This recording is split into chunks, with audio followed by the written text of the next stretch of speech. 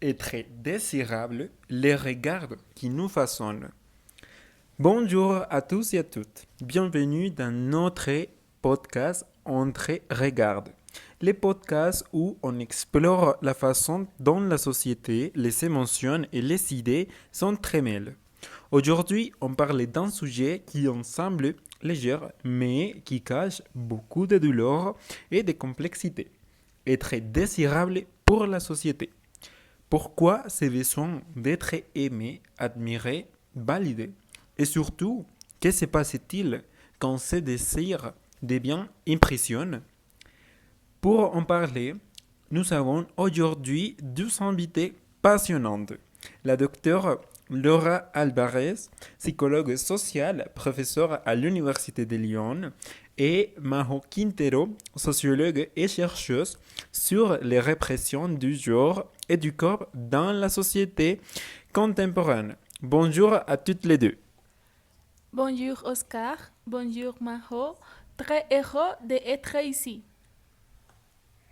Bonjour, merci pour cette invitation. C'est un thème essentiel, surtout quand on le relie à travers des voix comme celle de Simone de Beauvoir. Alors, tout d'abord, pour commencer avec notre séance du podcast d'aujourd'hui, nous avons notre première question qui c'est qu'est-ce que c'est être désirable? Comment on perçoit cette notion sociale? Alors, on commence avec Laura, on commence avec toi. Dis-moi pour toi, qu'est-ce que cela veut dire aujourd'hui? C'est quoi être désirable? C'est d'abord une question de regard.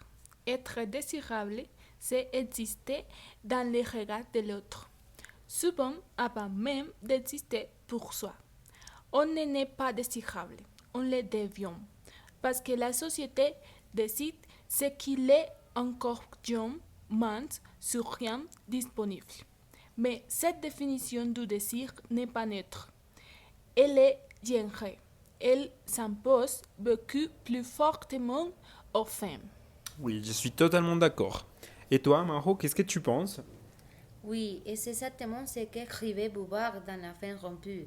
Son personnage, Monique, vit presque uniquement à travers les regards de son mari. Elle se définit par lui, pour lui. Quand il sait de le désirer, c'est tout son monde intérieur qui s'effondre. Ce n'est pas seulement la part d'un amour, c'est la perte de son identité, construire sur la validation masculine. Oui, je suis totalement d'accord avec vous deux. Alors, dans cette heure de décider, on va dire que n'est plus être désirable. Alors, ça veut dire que on ne peut pas être quelqu'un dans cette société. Exactement.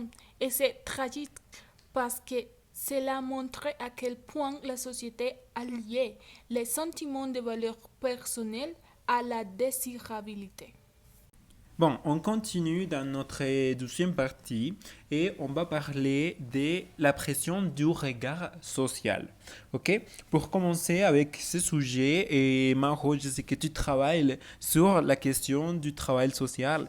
Alors, est-ce que tu peux nous commenter un peu comment ce regard influence-t-il la construction du féminin et du masculin? Bon, Oscar, il est structure tu.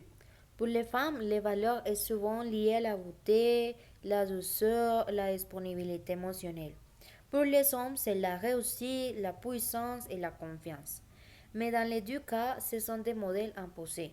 Et plus on essaye de correspondre, plus on s'éloigne de soi. Oui, tu as toute raison.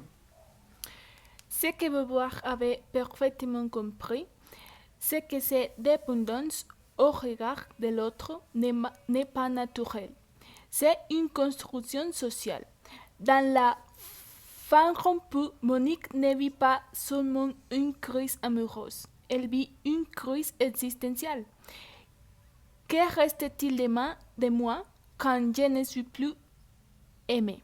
Oui, ça c'est une question très intéressante, hein. Ça, c'est parce qu'au fait, en réalité, dans nos jours, on voit que être aimé, c'est un autre phénomène social qui touche beaucoup chez les jeunes, non? Et au fait, et cette question, je pense que les questions du regard social ne touchent pas que les femmes.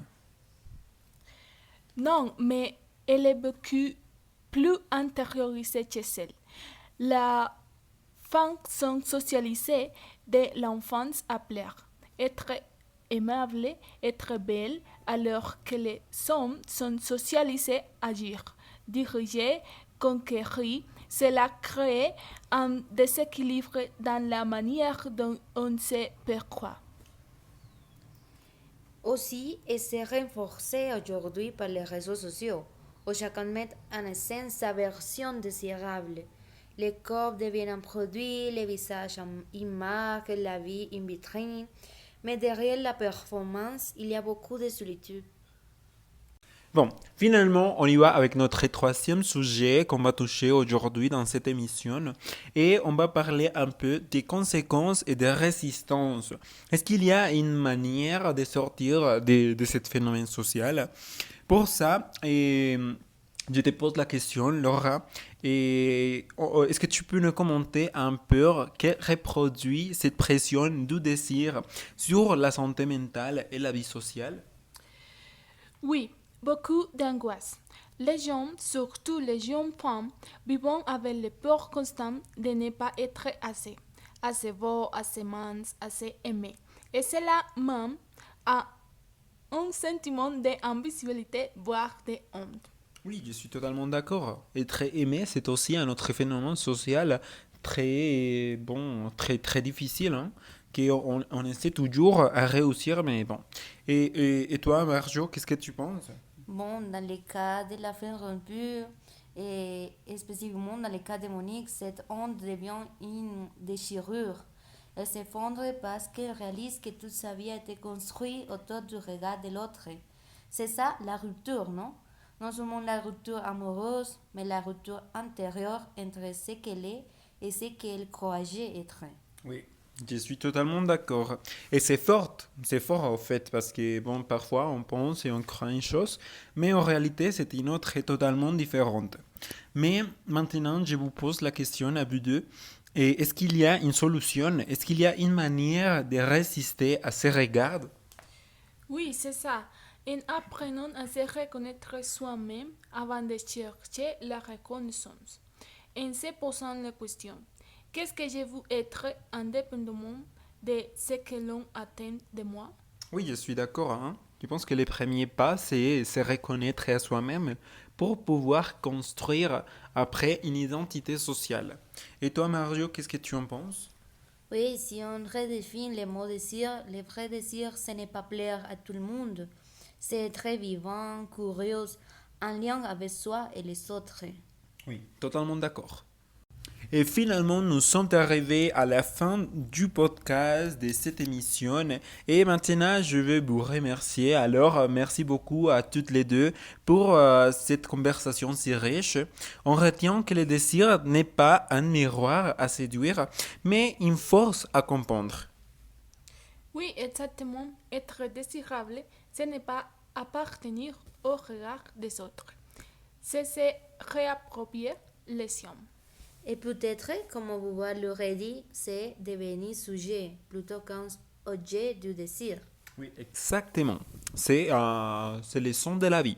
Être une personne. Être une personne qui sent, une personne qui aime, qui a des sentiments et pas juste un objet. Un objet pour les regards des autres, les regards sociaux. Alors, merci beaucoup à vous et merci à nos auditeurs, à tout le monde qui nous écoute. Souvenez-vous, plaire au monde ne devrait jamais vous coûter votre liberté. C'est la phrase avec laquelle on veut que vous restez. Alors, à très bientôt, entrez, regard. On se voit dans une prochaine émission.